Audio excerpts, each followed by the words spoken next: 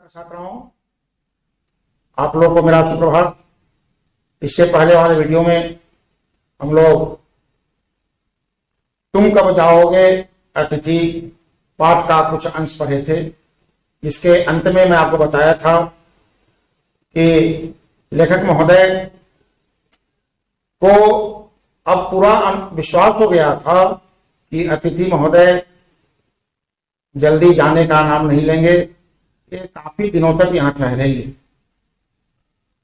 जो इनके मन में आशंका हुई, कहते हैं आगे अतिथि के आव भाव को देखकर कि आशंका निर्मूल नहीं थी। निर्मूल मतलब जड़ रहित, मूल माने होता जड़, निर्मूल निजोर मूल यानी जड़ से रहित नहीं थी। अतिथि तुम जा नहीं रहे, लॉन्ड्री पर दिए कपड़े धुलकर घर आ गए हैं और तुम यही हो, अब तो चले जाओ। तुम्हारे भरकम शरीर से सलवटे परी चादर बदली जा चुकी। यानी अतिथि महोदय का शरीर भी वजनदार था। वो जो जिस चादर पर वे करवटें ले रहे थे, वो चादर भी जगह जगह से सिमट गई थी, मैली हो गई थी, चादर बदली जा चुकी थी। इसके बावजूद भी अतिथि महोदय जाने का नाम नहीं ले रहे थे। तुम्हें देखकर फूट पड़ने वाली मुस्कुराहट धीरे धीरे फीकी पड़कर अब लुप्त हो गई। यानी जब अतिथि महोदय आए थे तो मेजबान जो खुद लेखक महोदय हैं शरद जोशी जी, वे काफी मुस्कुराकर उनसे बात कर रहे थे, खूब सम्मान दे रहे थे। तो उनकी मुस्कुराहट भी अब फीकी पड़ गई थी। वे तंग आ चुके थे, उब गए थे उस अतिथि महोदय का स्वागत करते करते। कहते हैं कि मुस्कुराहट भी अब धीरे धीरे फीकी पड़कर लुप्त हो गई है। ठहाकों के रंगीन गुब्बारे जो कल तक इस कमरे के आकाश में उड़ते थे, अब दिखाई नहीं पड़ते। कभी कभी कुछ मजाकिया बातें होती है जिसमें प्रायः लोग ठहाका मारकर हंस देते हैं। उस ठहाके की आवाज गुब्बारे की तरह पूरे घर में उड़ती है। ये आवाज भी अब लुप्त हो चुकी है। यानी किसी प्रकार का कोई ठहाका अब नहीं होता। यानी संवाद का आदान प्रदान भी बंद हो गया है। मेजबान ना मेहमान से बात करते हैं और ना मेहमान मेजबान से बात करते हैं। देखिए, इज्जतदार व्यक्ति के लिए इशारा काफी होता है। क्यों ही मेजबान स्वागत में थोड़ी सी कमी ला दे, अच्छे मेहमान समझ जाते हैं कि अब जाने का समय हो गया, अब हमें चला जाना चाहिए। लेकिन ये राक्षस रूपी अतिथि, ये तो अंगद की भांति पैर जमाए हुए हैं, वहां से जाने का नाम ही नहीं ले रहा है। देखिए आगे उनकी क्या क्या दुर्गति होती है। मैं इस पर प्रकाश डालने जा रहा हूं।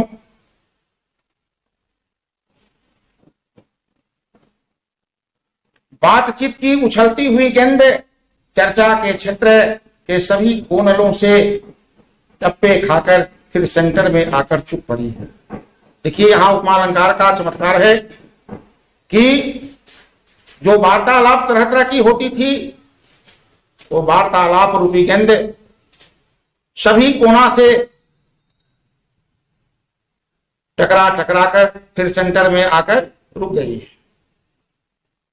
शरद जोशी जी कहते हैं कि अब उनसे किसी प्रकार की कोई वार्तालाप भी नहीं होती है, न हंसी मजाक है, सब कुछ बंद है। फिर भी वे जाने का नाम नहीं ले रहे हैं। कहते हैं अब इसे ना तुम हिला रहे हो और ना मैं, क्योंकि सेंटर में जो गेंद होता है दोनों पक्ष में से किसी पक्ष को उसको हिलाना पड़ता है, तभी खेल प्रारंभ होता है। लेकिन ना मेजबान उस गेंद को हिला रहे हैं और ना मेहमान। कल से मैं उपन्यास पढ़ रहा हूं और तुम फिल्मी पत्रिका के पन्ने पलट रहे। एक जो है लेखक महोदय उपन्यास पढ़ने में व्यस्त हैं और जो अतिथि महोदय हैं वह फिल्मी पत्रिकाएं पढ़ रहे हैं। शब्दों का लेन देन मिट गए। बात यहां तक आ गई कि शब्दों का लेन देन भी समाप्त हो चुका है और चर्चा के विषय भी चुक गए। परिवार, बच्चे, नौकरी, फिल्म, राजनीति, रिश्तेदारी, तबादले, पुराने दोस्त, परिवार नियोजन, महंगाई, साहित्य और यहां तक कि आंख मार मारकर हमने पुरानी प्रेमिकाओं का भी जिक्र कर लिया। यानी संवाद के जो भी प्रसंग थे इन 4 दिनों के अंदर सब समाप्त हो चुके थे। यदि कोई टॉपिक ना हो, कोई प्रसंग ना हो तो हम किस विषय पर संवाद करें? कहते हैं कि संवाद के सारे प्रसंग समाप्त हो चुके हैं। यहां तक कि मैं जवानी के दिनों में अपनी प्रेमिका को आंख मारकर जो उसे प्रभावित करने का प्रयास किया था वो भी गुप्त रहस्य मैं तुमको बता दिया। अब क्या सुनोगे? चले जाओ यहां से, चले जाओ यहां से। लेकिन वो बेचारा अतिथि जाने का नाम नहीं ले रहा। देखिए आगे क्या होता है। अब केवल एक चुप्पी रह गई है। अब अवशेष केवल चुप्पी है। सौहार्द अब शनै शनै बोरियत में रूपांतरित हो रहा है। यानी अतिथि के रहने से लेखक महोदय बोरियत महसूस करते हैं। संवाद न होने के कारण अतिथि महोदय भी बोरियत महसूस करते होंगे, ऐसा लेखक का मानना है। भावनाएं गालियों का स्वरूप ग्रहण कर रही है। जो अच्छी भावनाएं थी वो अब गालियों में परिवर्तित हो रही है। लेखक मन ही मन इस राक्षस रूपी अतिथि को गालियां दे रहे हैं, लेकिन सुनाकर नहीं देते हैं, मन ही मन देते हैं। कुछ ऐसी गालियां होती है जो हम लोग मन ही मन दिया करते हैं। पर तुम जा नहीं रहे, इसके बावजूद भी तुम टिके हुए हो। इस अदृश्य बोध से तुम्हारा व्यक्तित्व यहां चिपक गया। मुझे तो कोई ऐसा बोध दिखाई नहीं देता जैसे एक नवजात शिशु जब मां की गोद में बैठता है, आराम फरमाता है या सोता है तो जल्दी मां की गोद से उतरना नहीं चाहता। लेकिन तुम किस गोद से चिपक गए हो जो गोद मुझे दिखाई नहीं दे रहा। मैं इस भेद को सपरिवार नहीं समझ पा रहा हूं। लेखक महोदय कहते हैं केवल मैं समझता हूं ऐसी बात नहीं है, मेरी श्रीमती जी भी नहीं समझ रही है कि आखिर यहां ये इतने दिनों से क्यों टिके हुए हैं। बार बार यह प्रश्न उठ रहा है कि तुम कब जाओगे अतिथि। कल पत्नी ने धीरे से पूछा था कब तक टिकेंगे ये। सुनाकर नहीं पूछी, धीरे से, ताकि बनी बनाई हमारी प्रतिष्ठा नष्ट न हो जाए। इसलिए बहुत धीमी स्वर में पूछी कि ये कब जाएंगे। मैंने कंधे उचका दिए, क्या कह सकता हूं। ये बेचारे निरुत्तर हो गए, समझ नहीं पाए कि मैं अपनी श्रीमती जी को क्या जवाब दूं कि हमारे यहां जो अतिथि आए हुए हैं वे कब जाएंगे।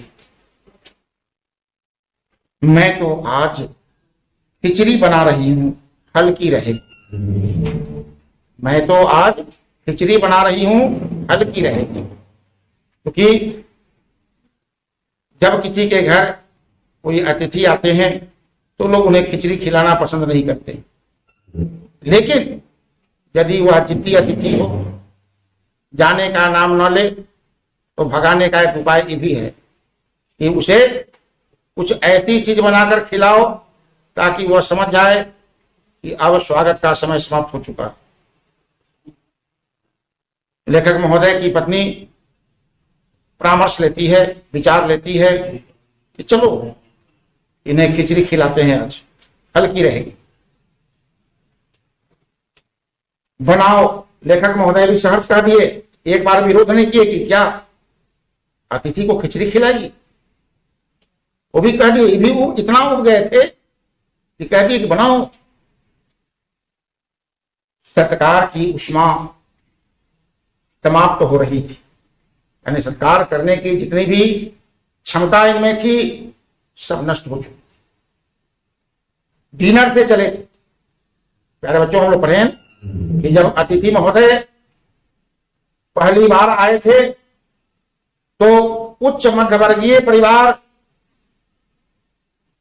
में जो डिनर की व्यवस्था होती है उस तरह की व्यवस्था अतिथि महोदय के लिए की गई थी।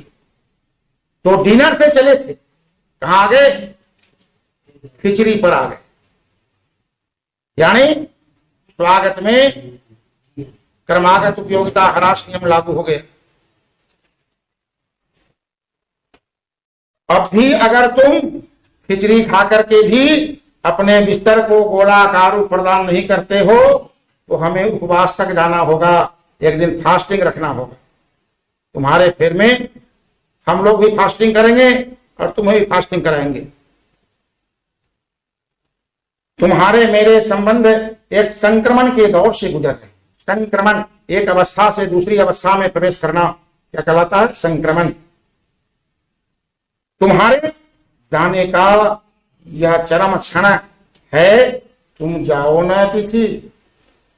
लेखक महोदय बड़ा प्यार से कहते हैं, लेकिन मन ही मन कहते हैं, सुनाकर नहीं कहते। तुम जाओ न अतिथि। तुम्हें यहां अच्छा लग रहा है ना? मैं जानता हूं दूसरे के यहां अच्छा लगता, जहां सुंदर सुंदर भोजन मिलते हैं,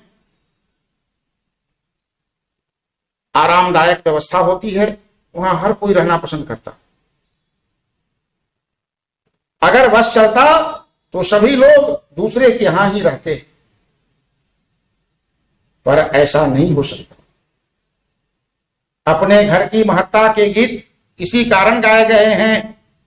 क्यों कहा गया है जननी जन्मभूमिश्च स्वर्गात् अपि गरीयसी? इस बात को शायद तुम नहीं समझ रहे हो। होम को इसी कारण स्वीट होम कहा गया। लोग नामकरण जो किए हैं स्वीट होम, क्यों? ये अपना घर बड़ा मीठा होता है, प्यारा होता है। जो आनंद अपने घर में है वह दूसरे के यहां नहीं होता।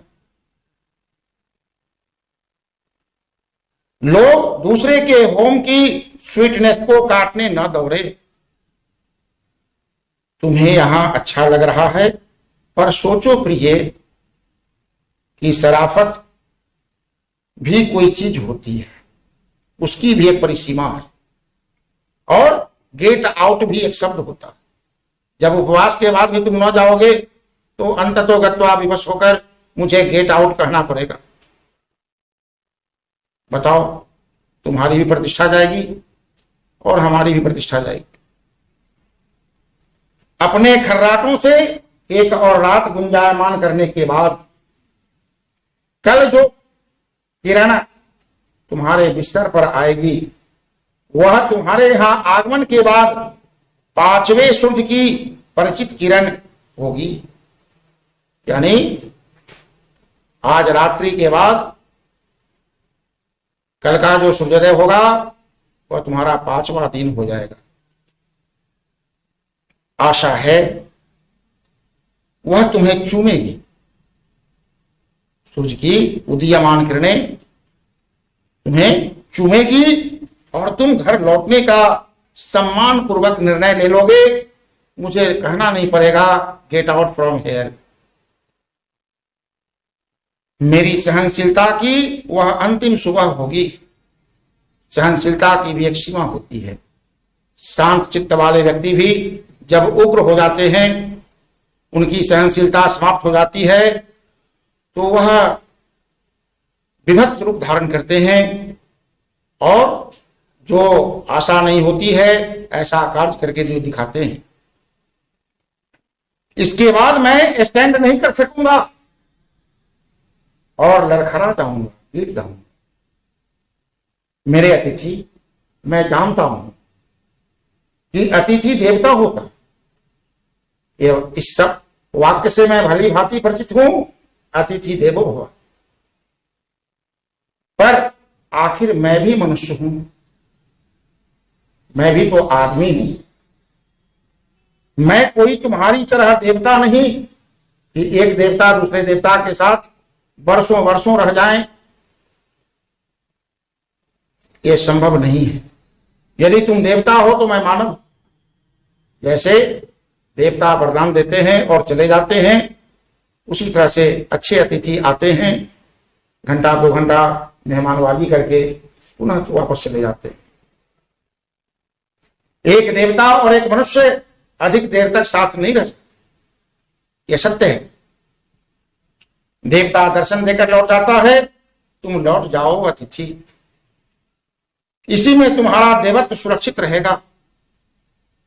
यह मनुष्य अपनी वाली पर उतरे, इसके पूर्व तुम लौट जाओ। मानव अपनी मानवता को खो दे, इससे पहले तुम चले जाओ।